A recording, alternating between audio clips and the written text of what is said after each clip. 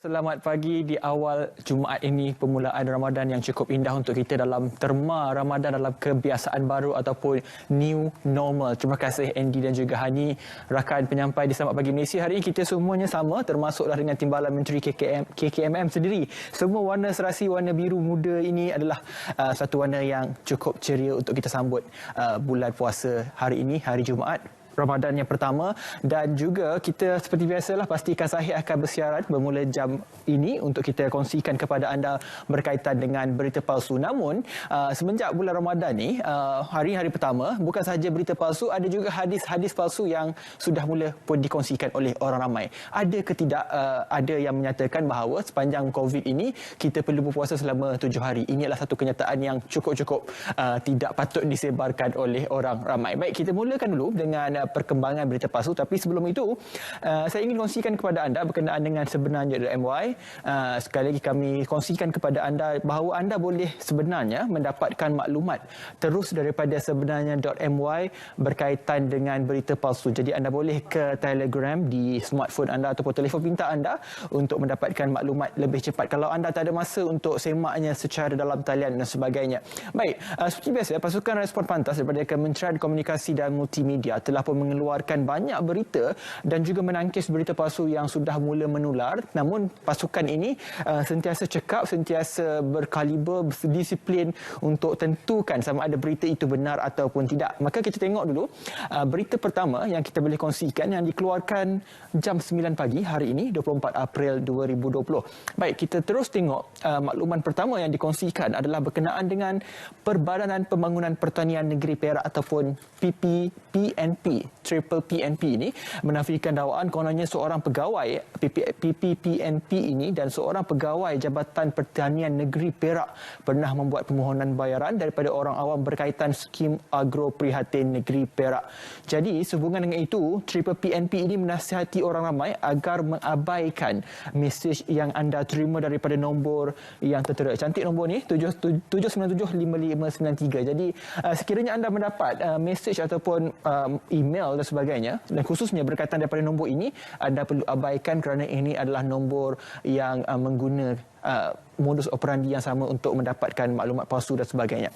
Baik, seterusnya, KPD Ipoh Perak pula menafikan dakwaan bahawa jenazah individu yang ditemui di Kampung Datuk Ahmad Said, Jalan Belian, Manjoy, Ipoh adalah positif COVID-19. Dan kalau kita melihat kepada perbincangan ataupun rakyat netizen ini di media sosial berkata tentang bahawa Kampung Ahmad Said ini ada seorang pesakit yang positif COVID dan sebagainya, maka pasukan respon pantas dengan cepatnya menafikan berita ini adalah tidak benar, dan sekiranya tidak ada pasukan respon pantas memberi penjelasan berkenaan dengan perkara ini, sudah tentu akan memberikan situasi panik dalam kalangan masyarakat, khususnya penduduk di Manjoy Perak. Jadi orang Manjoy Perak kekal tenang, kekal selamat di rumah, tidak perlu keluar rumah kerana tidak ada isu-isu yang dibangkitkan seperti ini. Baik, seterusnya, masih lagi daripada pasukan respon pantas KKMM, kita lihat pula apa maklumat yang dikongsikan adalah berkenaan dengan Jabatan Kesihatan Negeri Sabah ataupun JKNS menafikan dakwaan terdapat sebuah klinik swasta di daerah Sandakan ditutup pada 19 hingga 28 April ini berikutan satu kes sporadik COVID-19 yang mendapatkan rawatan awal di klinik tersebut. Dan JKN Sabah daripada itu menyatakan bahawa sebenarnya klinik tersebut ditutup kerana melaksanakan aktiviti disinfeksi ataupun disinfection ataupun nyah kuman dan sebagainya. So, tidak ada isu bahawa klinik itu ditutup dan sebagainya. Baik, yang kedua, masih juga di Sabah, JKNS juga menafikan dakwaan bahawa seorang pesakit positif wabak COVID-19 di Kudat, tadi disandarkan tapi kini di Kudat, telah melarikan diri dengan menaiki kereta perdua kancil dan kononnya sedang diburu oleh pihak polis. Tak ada suara pagi-pagi. Baik, ini adalah contoh berita palsu yang dikongsikan oleh pasukan respon pantas dan memberi fokus kepada dua kawasan di negeri Sabah. Baik, seterusnya dikeluarkan semalam 23 April pada 4 petang. Kita kongsikan sekali lagi berkaitan dengan berita palsu ini. Kalau kita melihat ini adalah berkaitan dengan Angkatan Tentera Malaysia, iaitu Jabatan Hal Ehwal Veteran Angkatan Tentera Malaysia ataupun JHEV ATM menafikan sekeras-kerasnya dakwaan bahawa pihaknya telah mengeluarkan hebahan bagi mengemaskini data untuk tujuan bantuan bertajuk update one off RM250 bagi balu berpencen dan tidak berpencen. Jadi Jabatan Hal Ehwal Veteran ATM ini menasihati orang ramai merujuk maklumat yang sahih dan tepat hanya di laman web hev.gov.my sahaja, ataupun Facebook ataupun Twitter milik Jabatan Hal Ehwal Veteran Angkatan Tentera Malaysia sahaja. Jadi silakan laman web ini supaya anda tidak keliru dengan maklumat-maklumat lain yang mungkin anda terima sebelum ini. Dan seterusnya, ini berkaitan dengan Tesco Malaysia pula menafikan bahawa pihaknya telah menawarkan baucer barangan dapur bernilai RM2,500 kepada setiap pelanggannya sepanjang tempoh pandemik ataupun COVID-19 ini.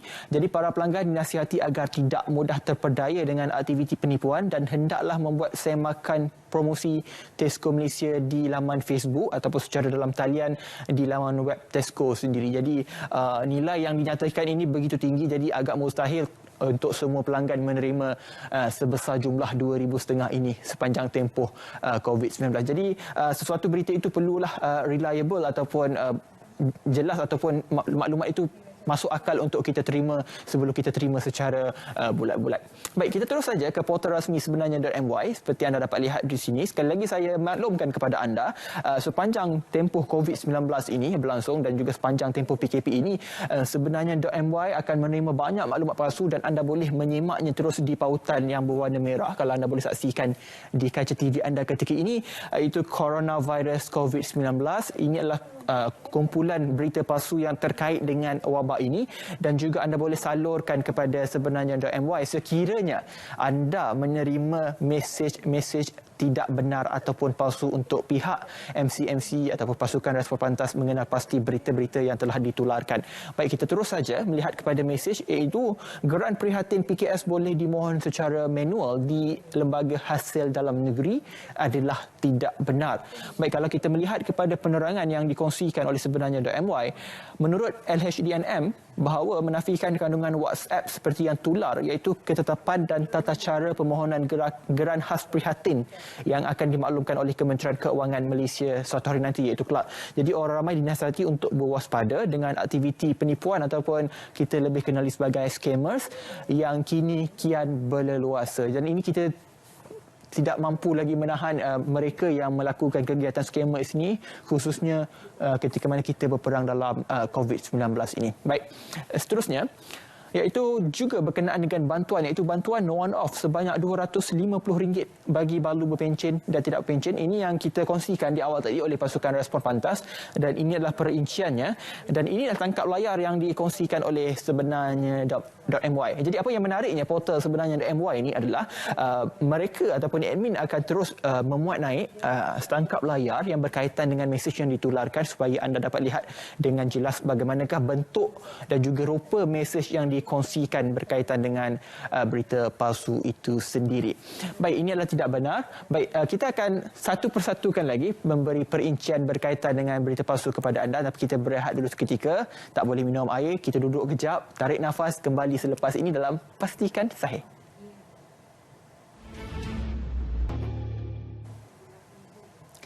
Baik, stay at home kita pasti menang, itu yang dinyatakan oleh barisan menteri di kerajaan kita untuk memastikan anda terus kekal berada di rumah. Dan kini PKP atau Perintah Kawalan Pergerakan dilanjutkan kepada tahap keempat sehingga 12 Mei.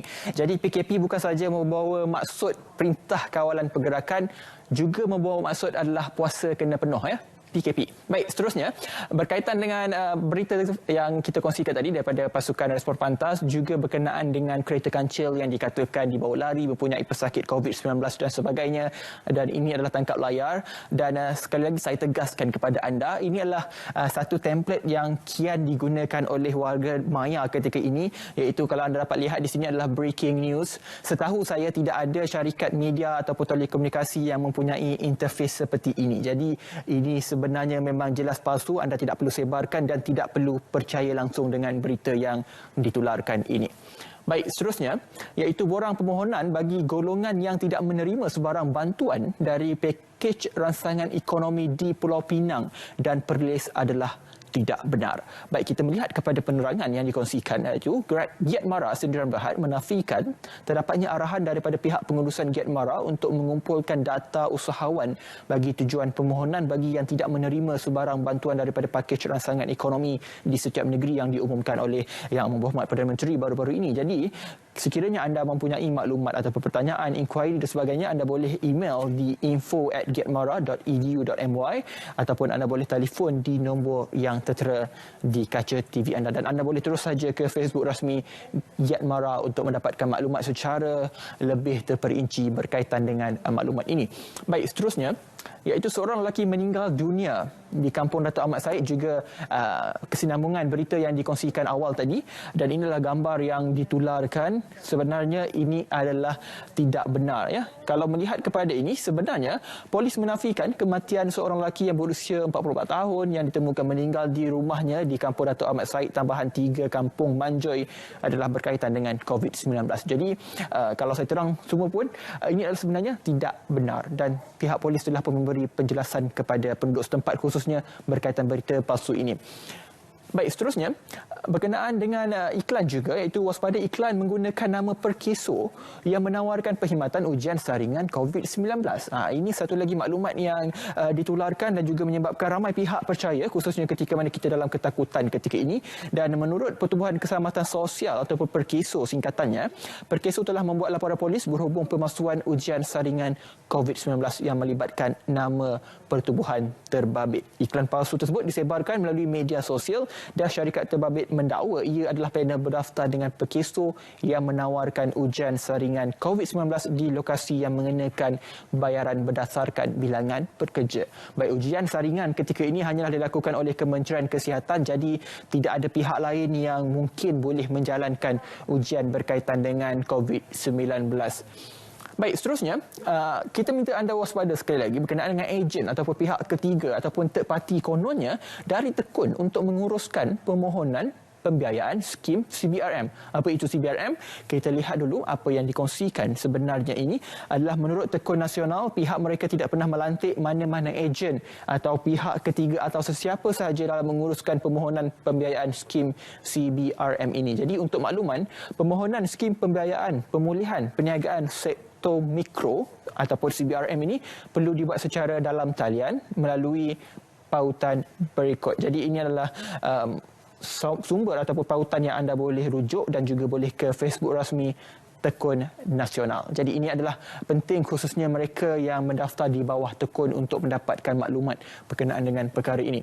Baik, kita teruskan dengan perkara yang saya kongsikan awal tadi berkenaan dengan selain berita palsu yang disebarkan oleh orang ramai, dan sepanjang bulan puasa ini juga ramai pihak yang menjadi Ustaz Express menyebarkan hadis-hadis palsu. Namun saya bukanlah ahlinya untuk membetulkan hadis kerana saya juga masih lagi belajar berkenaan dengan perkara ini. Jadi anda boleh muat turun aplikasi Smart Hadis untuk mendapatkan koleksi hadis sahih dengan mudah dan secara percuma di Apple App Store dan juga Google Play Store. Mudah ya, sekarang tak perlu lagi anda rujuk di sumber-sumber yang tidak tepat ya berkaitan dengan hadis khususnya.